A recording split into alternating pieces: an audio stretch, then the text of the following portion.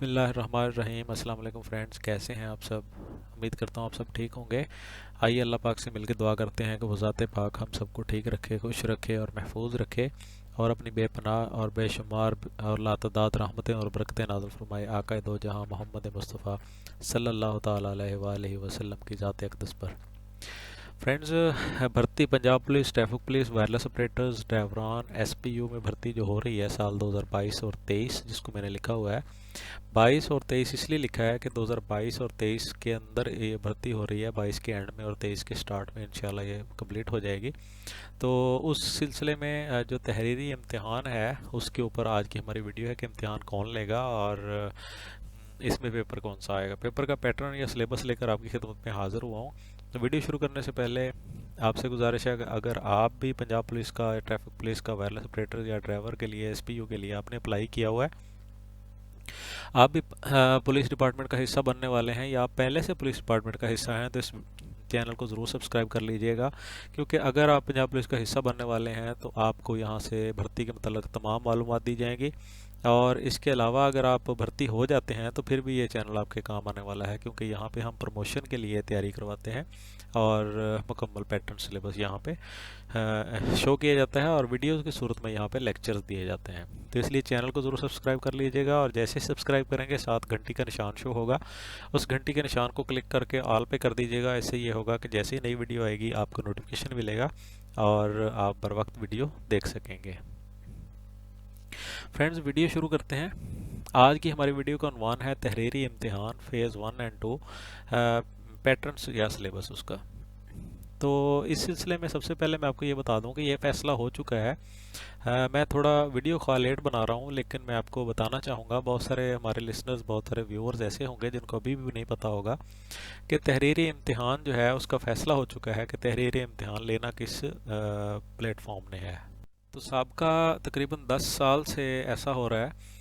अगर आप 10 साल कह लें या बल्कि 12 साल कह लें, तो ऐसा ही हो रहा है कि पंजाब पुलिस में, पुलिस से रिलेटेड जो भी भर्ती है, असल में सबसे पहले मैं शुरू में आपको बता दूं कि पंजाब पुलिस की ही शाखें हैं, ट्रैफिक पुलिस, वायरलेस ऑपरेटर्स, ड्राइवरान, एसपीयू, ये सारे पंजाब पुलिस के ही, मतलब ऐसे समझें कि पंजाब पुलिस एक बहुत बड़ा ट्री है और ये उसकी शाखें हैं।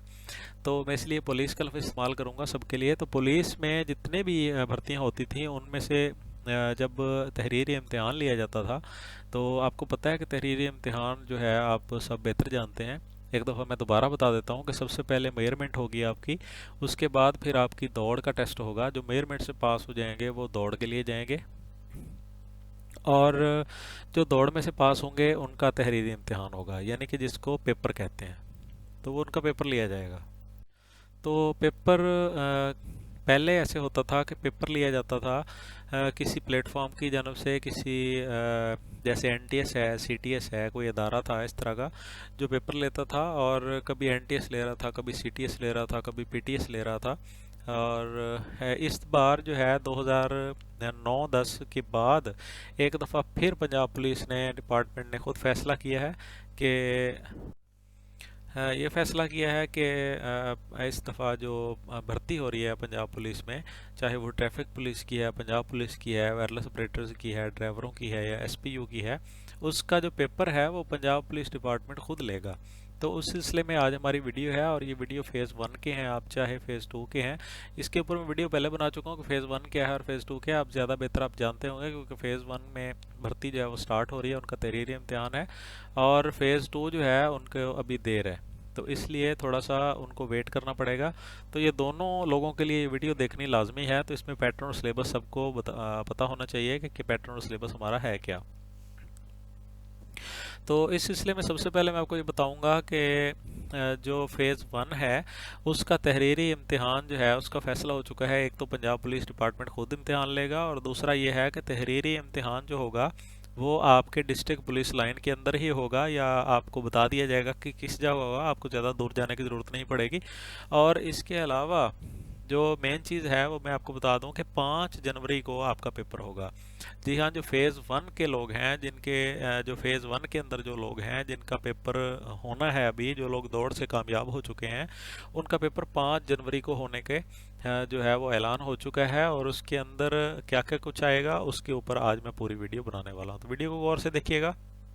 ताकि आपको समझ आ जाए कि पेपर हल कैसे करना है, पेपर में क्या क्या आएगा, ताकि आप उस तरीके से तैयारी कर सकें।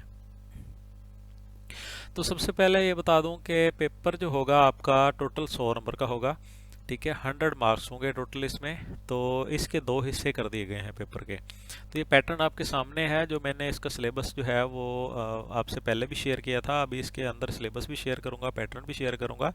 तो सबसे पहले ये बता दिया आपको कि इसके दो हिस्से होंगे पेपर के। पहला हिस्सा जो होगा उसको इंशाइया कहते हैं, जिसको हम कहते हैं कि तफसीली लिखना, और उसके 40 नंबर होंगे। और दूसरा जो हिस्सा होगा वो मरूजी हिस्सा होगा, जिसको हम ऑब्जेक्टिव कहते हैं। पहला सब्जेक्टिव है, दूसरा ऑब्जेक्टिव है। सब्जेक्टिव के 40 नंबर हैं और ऑब्जेक्टिव के 60 नंबर हैं। तो पेपर का कुल टाइम कितना होगा, ये भी क्वेश्चन है कि पेपर कितने टाइम में हल किया जाएगा। तो 100 नंबर का पेपर होगा और आपको 120 मिनट दिए जाएंगे, यानी कि 2 घंटे दिए जाएंगे। तो कोई भी पेपर जो होता है उसको हल करने से पहले उसके मतलब मालूमात होने ज़रूरी हैं। तो मैंने सोचा कि आपको सारी मालूमात दे दी जाए। तो पहली बात मैंने आपको बताई कि तहरीरी इम्तिहान जो है वो पंजाब पुलिस खुद लेगी, और इसका फैसला हो चुका है कि फ़ेज़ 1 का पेपर जो है वो 5 तारीख को होगा। इसमें दो हिस्से बने हैं। पहला पेपर, जो पेपर का पहला हिस्सा जो होगा वो सब्जेक्टिव होगा, जिसको इंशाइया कहते हैं, उस 40 नंबर का होगा। और जो दूसरा है उसके अंदर जो दूसरा हिस्सा है उसमें 60 नंबर का होगा। ये मरूज़ी है, और मरूज़ी और इंशाइया दोनों को मिला के आपका जो टाइम है वो 2 घंटे का होगा। बहुत सारे लोग ये पूछ रहे हैं, व्हाट्सएप पे आ रहे हैं, वैसे कमेंट कर रहे हैं कि सर ये पेपर 2 होंगे क्या, मरूज़ी अलग होगी, इंशाइया अलग होगा? नहीं, ये एक ही पेपर होगा। इसके 2 हिस्से होंगे। पेपर का पहला हिस्सा अव्वल होगा, फिर हिस्सा दोम होगा। जिस तरह आपके मैट्रिक में 9th में पेपर हुए थे, बिल्कुल उसी तरह का पेपर होगा और उसी तर्ज के सवाल होंगे। तो इसके अंदर जान लेना ज़रूरी है कि कौन सी एहतियातें बरतनी है। एक तो आपने कोशिश करनी है कि आप जो है वो वक्त पे पहुँचें। सबसे पहले आपने अपनी स्लिप लेके जानी है, जो आपको स्लिप अगर दी गई है तो। इसके अलावा हाँ, आपकी स्लिप जो है वो आप ऑनलाइन, जिन डिस्ट्रिक्ट्स में आपने करेक्टर सर्टिफिकेट नहीं जमा करवाया था, ये उन लोगों की बात हो रही है जिनका पेपर है अभी। फेज़ सेकंड वाले परेशान ना हूँ, आपका तो अभी प्रोसीजर स्टार्ट नहीं हुआ। तो फेज़ 1 वालों को बता रहा हूँ कि आपका भी तहरीरी इम्तिहान है। तो आपको ये अनाउंसमेंट हो चुकी है, सोशल मीडिया के ऊपर बार बार चल रही है कि जिन लोगों का पेपर है वो अपना करेक्टर सर्टिफिकेट जो है मोरखा 31 दिसंबर तक या 30 दिसंबर तक, मुख्तलिफ डिस्ट्रिक्ट्स में मुख्तलिफ डेटे हैं, तो आप जमा करवाएं ताकि आप लोगों का करेक्टर सर्टिफिकेट जारी किया जा सके। तो ये आपने लाजमी बनवा लेना है। उसके बाद फिर आपने इसकी फ़ीस भरनी है वाउचर की, और आपका दाखिला जो है वो चला जाएगा। आपको इसकी फ़ीस जो है वो बता दी गई होगी डिस्ट्रिक्ट से कितनी है, तो आपने वो भर देनी है। उसके बाद आपकी स्लिप आ जाएगी ऑनलाइन। मादर खाऊँ, थोड़ा मेरा गला ख़राब है। तो आपकी स्लिप ऑनलाइन या ऑफलाइन जैसे भी होगी, आपकी स्लिप आ जाएगी। आप वो स्लिप लेके जो है वो तहरीरी इम्तिहान के लिए, हो सकता है कुछ डिस्ट्रिक्ट्स ने पहले स्लिपें जो है वो तकसीम कर दी हूँ, तो आप वो स्लिप लेके इम्तिहान देने के लिए चले जाएंगे। आपने अपना जो है वो गत्ता जिसको बोलते हैं सादा ज़ुबान में, क्लिप बोर्ड जिसे कहते हैं, वो आपने लेके जाना है, और साथ अपना एक मार्कर लेके जाना है। और उसके अलावा आपने एक पैमाना जिसे फुटा बोलते हैं, फुट वो लेके जाना है, वो लकड़ी का या लोहे का वो ले जाएं।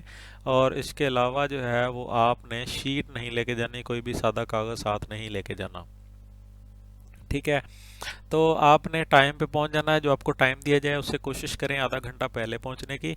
और इसके अलावा आपके पास जो बॉल पेन या आपके पास जो पेन होगा, उसके ऊपर आपने नीली या काली स्याही से लिखना है। इसके अलावा कोई स्याही इस्तेमाल नहीं करनी। बहुत सारे दोस्त हमारे करते हैं रेड या ग्रीन कलर की स्याही यूज़ करते हैं, पेंसिलें यूज़ करते हैं।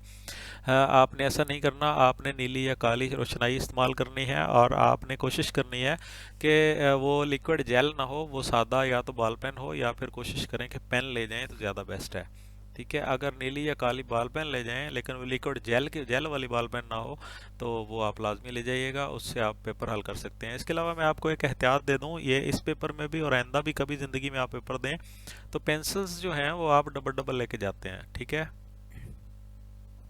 पेंसिल्स जितनी भी होंगी, आपकी बॉल पेन है, पेंसिल है, मार्कर है, वो आप डबल लेके जाइएगा। मार्कर तो चलें एक भी चल जाता है, वो कोई इशू नहीं है, लेकिन जो पेंसिल है जिसने पूरा पेपर हल करना होता है, उसको बाज़ दफ़ा आप एक ले जाते हैं और वो जाते जाते किसी शॉप से ख़रीद लेते हैं और जाके एंड पे वहाँ पे जब स्टार्ट करते हैं तो वो लिखती नहीं है।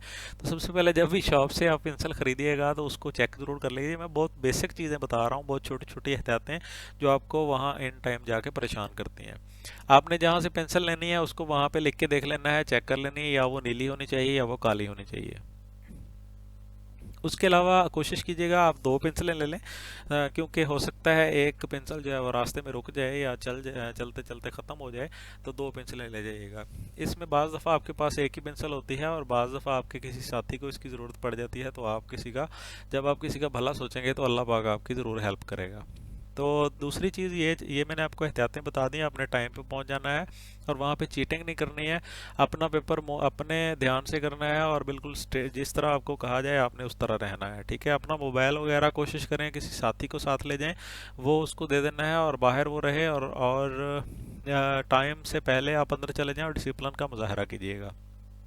किसी से बदतमीजी नहीं करनी है और जैसे आपको कहा जाए, जहां आपको बिठाया जाए चुप करके वहां बैठना है। किसी चीज़ की कोई पूछने की अगर ज़रूरत है तो आपने अपना हाथ खड़ा करना है और बड़े डिसिप्लिन के साथ वो आपसे पूछेंगे जी आपको मसला क्या है, तो फिर आप खड़े होके सर बोल के कि सर हमारा ये मसला है, हमें इस तरह की हेल्प चाहिए, तो वो आपको ज़रूर बताएंगे, ठीक है। उसके बाद अभी आ जाते हैं पेपर के पैटर्न की तरफ। पेपर का पैटर्न जो है वो मैंने आपको पहले बताया कि इसमें इंशाइया होगा और मरूज़ी होगी। इंशाइया 40 नंबर का होगा सब्जेक्टिव, और मरूज़ी जो होगी वो 60 नंबर की होगी। अब इसमें आ क्या कह सकता है, अब सबसे पहला सवाल ये है कि इंशाइया 40 नंबर का है, और 40 नंबर का क्या एक ही सवाल है, दो सवाल हैं, तीन सवाल हैं, पांच सवाल हैं, कितने हैं? तो इंशाइया के अंदर चार सवाल होंगे आपके। सवाल नंबर एक होगा 10 नंबर का, सवाल नंबर दो होगा 10 नंबर का, सवाल नंबर तीन भी 10 नंबर का, और सवाल नंबर चार भी 10 नंबर का। तो पहला पहला जो हिस्सा है वो तमाम सवालात लाजमी हैं। इसके सारे सवाल जो होंगे पहले हिस्से के वो आपने लाजमी हल करने हैं। आपने सबसे पहली एहतियात जो बरतनी है वो आपने सवाल नहीं छोड़ना। आपको हो सकता है आपको पहला सवाल आता हो, दूसरा आता हो, तीसरा आता हो, चौथा ना आता हो, तो ऐसा नहीं करना आपने कि उसको छोड़ के आ जाएं। आपने उसको छोड़ना नहीं है, उसको आपने सवाल का नंबर देना है। मिसाल के तौर पे चौथा सवाल है वो आपको नहीं आता, तो आपने क्या करना है, सवाल का नंबर देना है, सवाल नंबर 4, और उसके नीचे उसकी हेडिंग देनी है। फॉर एग्जांपल के सवाल नंबर 4 जो है वो एक स्टोरी है, स्टोरी लिखनी है, तो आप लिखें सवाल नंबर 4 इत्तेफाक में बरकत है, कहानी इत्तेफाक में बरकत है, और उसको नीचे लिखना स्टार्ट कर दें। जिस तरह आपको गलत मलत जिस तरह भी आती है वो आप उस तरह उसको लिखें, लेकिन लिखें ज़रूर, ये मेरी बात आप पल्ले बांध लीजिएगा। जिस बंदे ने पूरा का पूरा क्वेश्चन छोड़ दिया, उसको टच ही नहीं किया, उस बंदे के फेल होने के चांसेस बढ़ जाते हैं। आप उसको टच ज़रूर करें, चाहे गलत लिखें, लेकिन लिखिएगा ज़रूर। अब सवाल ये पैदा होता है कि पेपर हल कैसे करना है। तो आपने अभी मैं अपने आपको बताया कि चार आपके सवाल हैं पहले हिस्से के अंदर, और ये फेज़ 2 वाले भी तसल्ली से सुन लें, और फेज़ 1 वाले को बेचारों का पेपर है वो तो ज़्यादा परेशान होंगे, तो आपने परेशान नहीं होना है। तो वीडियो में थोड़ा सा मैंने कहा थोड़ा सा चलो जोक हो जाए। तो इसमें यह है कि आपने करना क्या है कि सवाल नंबर 1, 2, 3, 4 के अंदर से आपने देखना है। चार सवाल आपको दिए गए हैं, हो सकता है सवाल आपको 5 दिए जाएं, उनमें से 4 करने हों, हो सकता है आपको सवाल 6 दिए जाएं, उनमें से 4 करने हों, तो करने आपने 4 ही होंगे, ठीक है। तो अभी ये नहीं शो करवाया गया कि कितने सवाल दिए जाएंगे, और इसमें आपने करना क्या है, सबसे पहले आपने ये देखना है कि मेरी मरूज़ी जो है वो 60 नंबर की है, और 60 नंबर की मरूज़ी हर इंसान जो है वो इजीली 40 मिनट में कर सकता है। ये बात आप मेरे पल्ले बांध लीजिएगा, ज़रा समझिएगा इस बात को। 60 नंबर की मरूज़ी, इसका मतलब है कि 60 पॉइंट्स होंगे मरूज़ी के, और ये आप 40 मिनट में बल्कि 30 मिनट में कर सकते हैं। 1 मिनट में 2 मरूज़ियाँ इजीली कर सकते हैं। जस्ट आपने टिक करना होता है ABCD के ऊपर, तो इसमें या खाना सर्कल होता है उसको फिल करना होता है, तो इसके ऊपर भी आते हैं। तो अभी मैं आपको ये बता रहा हूँ कि इंशाइया आपने कैसे हल करना है। इंशाइया हल करते वक्त आपने करना क्या है कि अपने जो सवालात हैं वो उनको देख लेना है, वहाँ से पॉइंट आउट कर लेना है कि मैंने सबसे पहले ये सवाल करना है, ये मुझे अच्छी तरह आता है। इसका मतलब ये होता है कि सबसे पहले आप अच्छा इंप्रेशन डालने की कोशिश करें।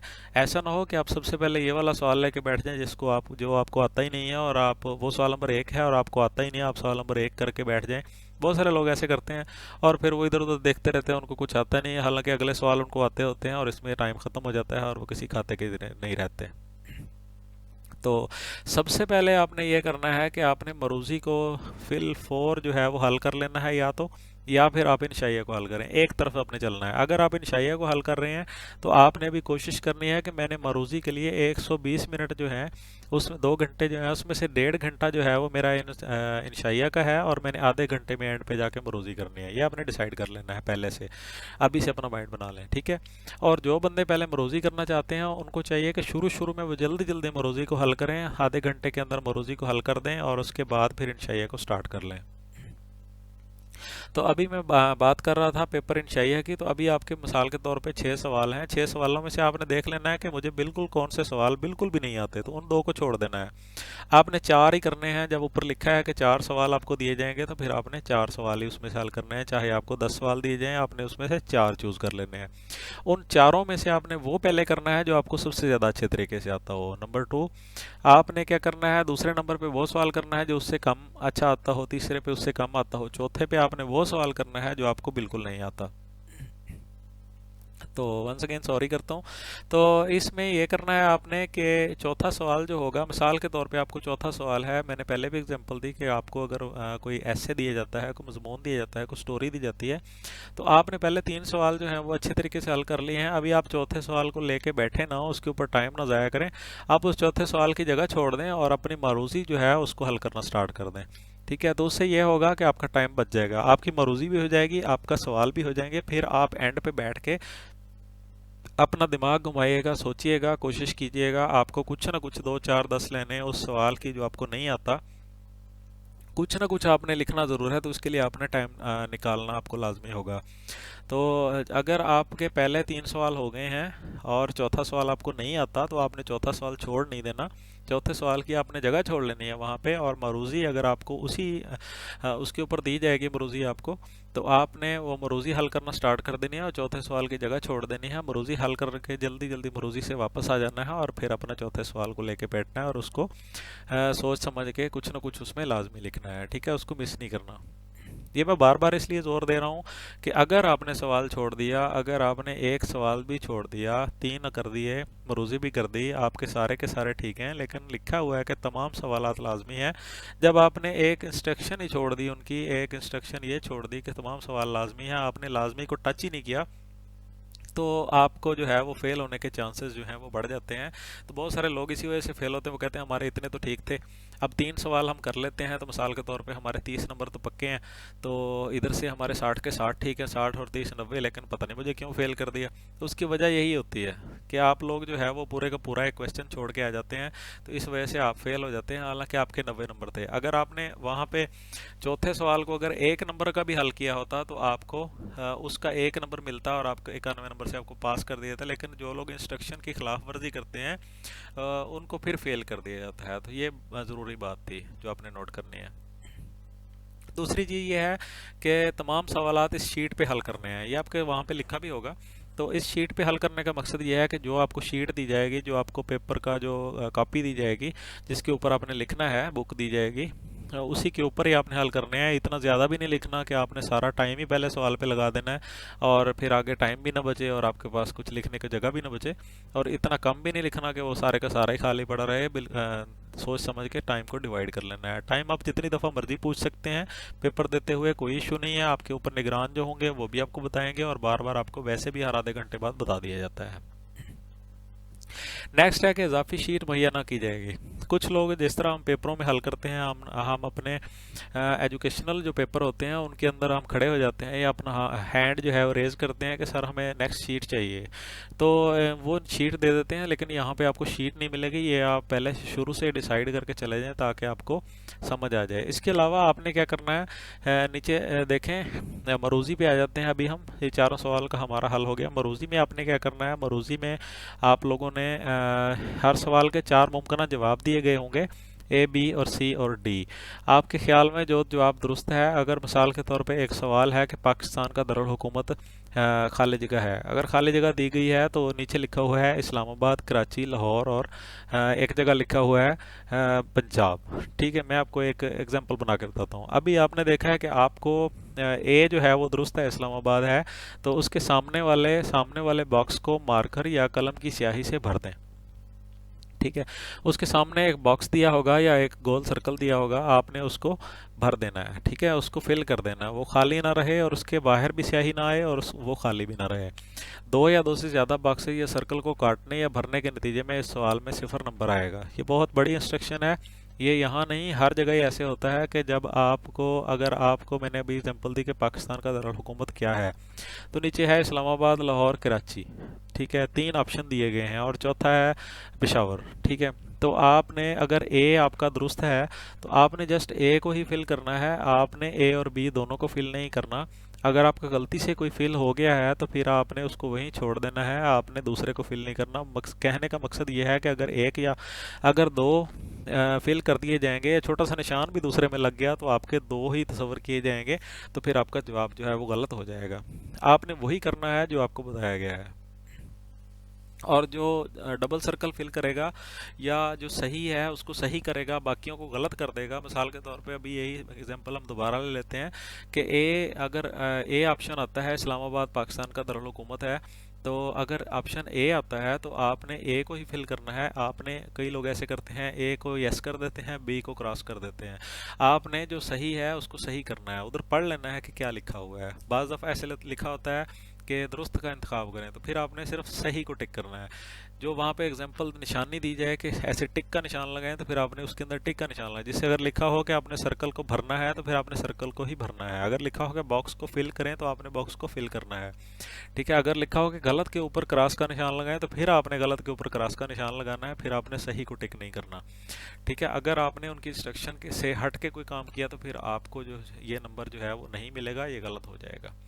ठीक है, उसके बाद आपने, इसके अलावा आपने क्या करना है, जो आपको कॉपी दी जाएगी, जो आपको बुक दी जाएगी लिखने की, उसकी दाएं साइड पे, सिर्फ राइट साइड पे आपने हाशिया छोड़ना है। बाज़ लोग जो होते हैं इधर भी इतना सारा 2 फुटे रख के हाशिया मार देते हैं, इधर भी हाशिया मार देते हैं, दरमियान में लिखते हैं, बड़े खुश होते हैं जी हमने अपनी शीट भर दी।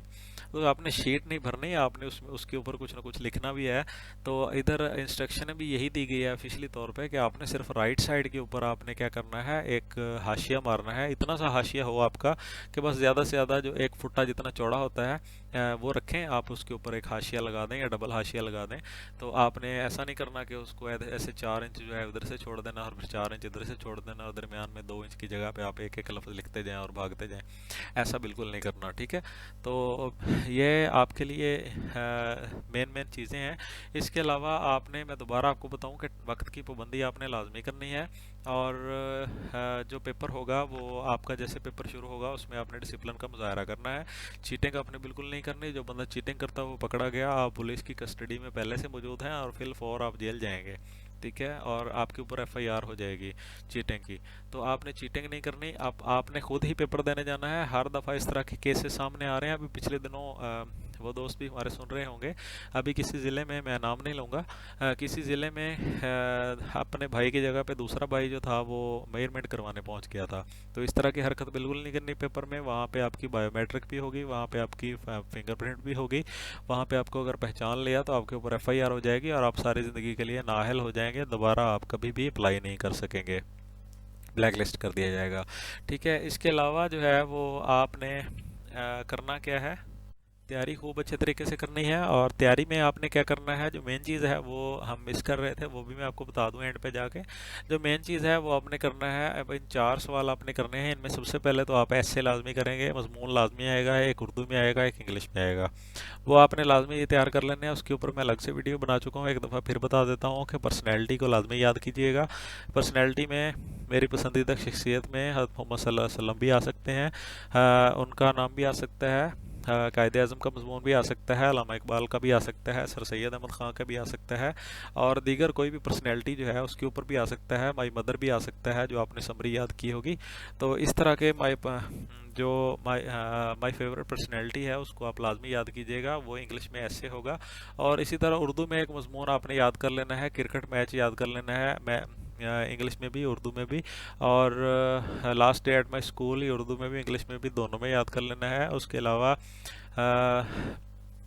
आपने सुबह की सैर याद कर लेना है, ये भी आ सकता है। उसके अलावा आजकल के दौर के ऊपर दहशतगर्दी के ऊपर भी मजमून आ सकता है, और मुल्क की इक़्तिसादी सूरत हाल के ऊपर भी आ सकता है, मोबाइल स्नैचिंग के ऊपर भी आ सकता है, क्रिमिनल किसी भी चीज़ के ऊपर आ सकता है। मैं पुलिस क्यों ज्वाइन करना चाहता हूँ इसके ऊपर भी आ सकता है, और पुलिस के फ़राइज़ भी आ सकता है, पुलिस से अवाम क्यों नाखुश है ये भी आ सकता है। इस तरह के जो जो मेन मेन चीज़ें हैं वो आप याद कर लीजिएगा। 2 क्वेश्चन आपके इसमें क्लियर हो जाएंगे, और 2 क्वेश्चन आई होप कि आपको कोई लेटर या कोई स्टोरी वगैरह दी जाएगी, या कोई इस तरह का कोई कंप्रीहेंशन दिया जाएगा जिसमें आपने कंप्रीहेंसिव के अंदर से आपने वो निकालना होगा सवाल के जवाब। ठीक है, तो आपको एक पैरा दिया जाएगा, उसके अंदर से आपने नीचे सवाल दिए होंगे, उसके अंदर से आपने जवाब ढूंढने होंगे। इसी तरह का क्वेश्चन पेपर होगा, तो आपने ये हल करना है। उसके अलावा मरूज़ी कहाँ से आएगी, तो मरूज़ी में आपको मैंने पहले भी बताया था कि मरूज़ी में आपने तैयार करना है, सबसे पहले आपने तैयार करना है कि आपका जनरल नॉलेज क्या है।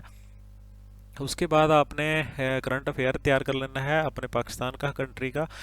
मौजूदा हुकूमत के जो वज़रा हैं, जो सेनेट के चेयरमैन हैं, मेंबर हैं, और कौमी असम्बली के जो स्पीकर हैं, सबके, पंजाब असम्बली के, कौमी असम्बली के, ये क्वेश्चंस लाजमी आएंगे, ये बात आप लिख लें।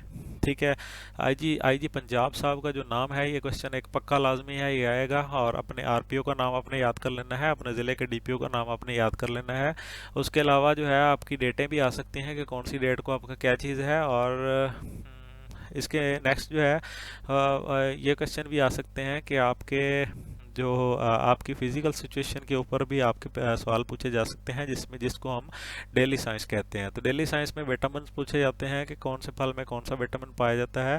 और इसके अलावा कुछ मेंटली एक्सरसाइज के सवाल भी आ जाते हैं, जिसको हम आईक्यू लेवल के सवाल कहते हैं। उसमें यह होता है कि 1 से लेकर 100 तक कितनी दफ़ा 3 आता है, इस तरह के क्वेश्चन भी आ जाते हैं। 1 से लेकर 33 तक कितनी दफ़ा 3 आता है, 1 से लेकर 100 तक कितनी दफ़ा 0 आ जाता है।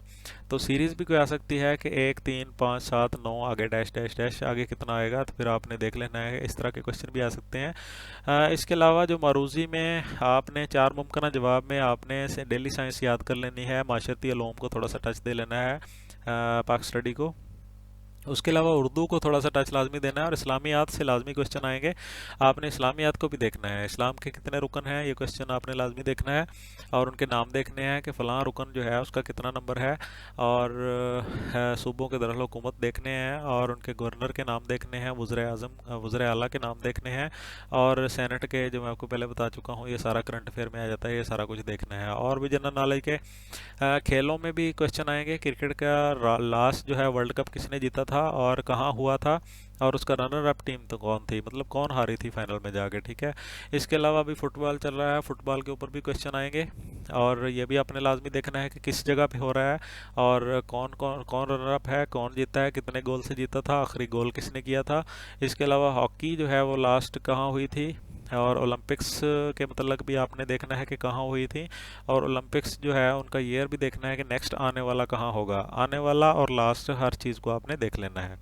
ठीक है, और पाकिस्तान के जो क्रिकेट के जो कैप्टन हैं और सिलेक्टर्स हैं, और इन सब के नाम जो हैं आपने देख लेने हैं, और हॉकी टीम के, क्रिकेट टीम के, हॉकी के, और वुमेन के, मैन के, सब के जो हैं वो आपने नाम याद कर लेने हैं, चेयरमैन के और सिलेक्टर्स के, और उनके जो कैप्टन हैं उनके। ठीक है, विकेट कीपर के नाम आपने देख लेने हैं। और इसके अलावा जो है वो आप बेहतर समझते हैं कि आपने इसके अलावा और क्या कुछ आपको आ सकता है। तो वीडियो काफ़ी लंबी हो गई है, आई होप कि आपको समझ आ गई होगी। मैंने बहुत कोशिश की है कि इसमें सारा कुछ आपको कवर करके दूं। तो मज़ीद मालूमात से के लिए आप कमेंट कर सकते हैं, मैं आपको कमेंट बॉक्स में आपके जो सवाल का जवाब इंशाल्लाह ज़रूर दूंगा। तो वीडियो काफ़ी लंबी हो गई है, ज़्यादा टाइम नहीं लूँगा, तो दुआ में याद रखिएगा। नई वीडियो के साथ फिर मिलेंगे। अल्लाह हाफिज़।